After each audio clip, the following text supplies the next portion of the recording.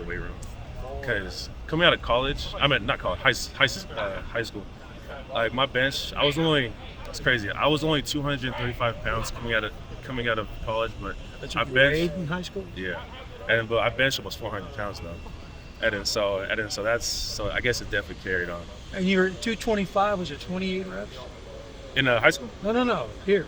No, it was 38. 38. Oh, Yeah. I'm sorry. I shortened it. No, it was 38. Yeah, and people kind of went nuts over that, didn't they? Yeah. And then so they tried to make a whole video out of it. But I'm not really a show person because again, I'm kind of a nerd that was born athletic. So I'm more about an introvert. I like to be in my home, just me and my wife. Well, that's what Josh though said. He said, with some D linemen, you got to worry about strength. Some you got to worry about speed. He said David's got both. Has that always been I think it's been a huge help to you. Oh yeah. See, when I was little, I was not coordinated at all. I couldn't even do like a ladder, so it definitely took some time for the speed aspect. But as a kid, I've always been pretty strong. So how much are you looking forward to playing in the SEC?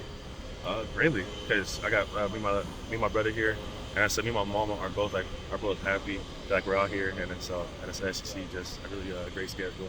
And I got great teammates with me, so I'm happy about that. Jagger said you and he have already had some pretty good battles. What are you seeing from him? Jagger's probably one of the best people and best centers that I've been around, and he's just overall just a great person. And then also Farm is a freak of nature. And so 90% body fat at 6'6" and 330. That dude's a freak. But Jagger is also a freak of his own, and so he just makes me just a better player just overall. David, why do people call you Bone? So that happened at Washington State, and then so I ended up getting a few teammates hurt, and then it kind of just carried over, and then I had a teammate named RJ Stone, so I'm gonna send this to you if I find it. He bet me that I wouldn't get it tattooed on my fingers, and I did when I was like 19, and then so I just did it, and then so basically I got it on there. What excites you about this defensive unit? This defensive unit. Yeah. This is probably the best secondary that I've ever been around, and so like the people are great and we're physical, and like Coach White definitely knows his stuff, and so I remember like walkthroughs. We're supposed to walk through like 15 plays. This man is so particular on one play. We spent an hour on one play, on a whole walkthrough. It is. Yeah, that man is definitely on the little things, and like the beginning of the season last year. I guess they were at the top, but then injuries and stuff happens, and so but overall, without the injuries, it's definitely one of the best defenses like the SEC. What has impressed you just about the secondary? So at Washington State, our secondary was good, but the size and the physicality and the speed and just people are just smart here, and so I'm just glad to play around people who love the game just as much as I do. Yeah, and you mentioned just your support system. How nice has that been? You're in a new part of the country from where you were. Just I believe your brother's here and then your wife. How nice is that to have that with you as you transition to just a new place? Yeah. So I'm not gonna lie. I'm not sure if I would be able to do it without him. It's definitely because I grew up a West Coast kid. I grew up east of LA, and so coming out here is completely different. And so I don't know nobody. It's definitely the weather different. I heard cicadas for the first time. Yeah. I did not know what those were. I freaked out when I walked outside in the summer. It was the weirdest thing. Like a big bug hit me in the mouth, and I was freaking out. But they don't have cicadas in San Bernardino. They don't got nothing. The only thing we got is ants. And then I came out and then I saw some big bugs and trees.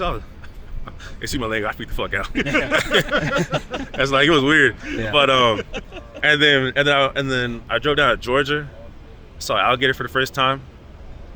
That freaked me the fuck out too. Excuse my language. Yeah. And so I even swam in a single body of water here in Kentucky after I saw that thing. And so I'm like, this right there. I think you would be safe here from the alligators. I don't think so though. I ain't doing it. So of all the differences about Kentucky compared to California, what's probably the thing you like the most? If there is a what I like the most? It's hard because I'm a huge California advocate.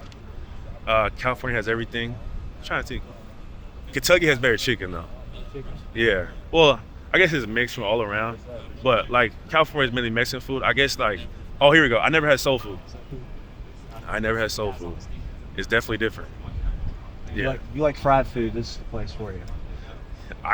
My coach told me I need to stay away from fried food a little I bet bit. he did. Yeah, because those visits definitely put a little bit of weight on Yeah. you. So I came here at 305. I started spring at 320, and I got back down. Yeah. Yeah. So definitely like the fried chicken here is definitely a lot better. Why Thank did you, you pick Kentucky? So I mainly picked Kentucky because honestly, it's definitely like a great place. There's a lot of great places around the country. Everybody has facilities, everybody has stadiums. But what mainly stood out to me is the staff here, and like I can't even say the staff is like, oh, I'm gonna put on person Coach White. Like for the first part, Coach White didn't talk football with me, and then so like when you're like where everybody like, oh, football is, or like basically like, or they're basically like what I could do for them. It was more what he could do for me, as like basically a human being, as like a person. And then he would definitely talk about how he could develop me as like a man, and especially just getting married and wanting to have kids like the next year. It's definitely important to me. And then but then when we get into the actual side of football, he was definitely one of the smartest DCs that I've ever been around. And like when he gets into football, he's one of the most passionate people I've ever been around, especially when he talks about like just playing football in general. How long have you guys been married? We actually got married in April, so it's definitely recent.